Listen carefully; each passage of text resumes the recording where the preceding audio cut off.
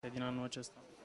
Suntem o firmă din Constanța, suntem importator unic pentru România și Moldova, al unui brand de cafea unic în lume.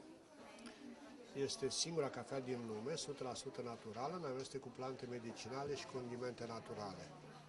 Sunt sortimente diferite.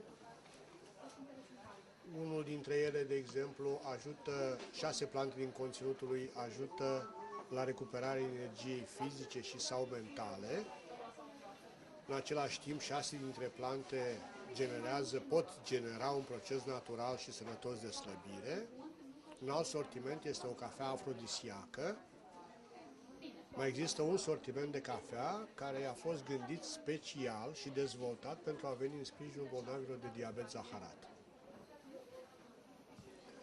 În brand se mai găsește de asemenea un sortiment care nu are absolut deloc cafea, se numește Barley sau Orz, este orz organic în amestec cu plante medicinale și condimente naturale. Am participat la mai multe ediții la târguri naturale și bio în București. Acesta este singura ediție a unui târg de dulciuri la care am venit.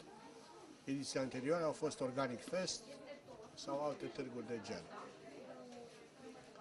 Sperăm oamenii să înțeleagă importanța consumului de cafea naturală, cu atât mai mult al acestui brand de cafea, care este recunoscut ca fiind o cafea terapeutică cu recunoaștere internațională. Mulțumesc. Se găsesc pe site. O să fie pe site.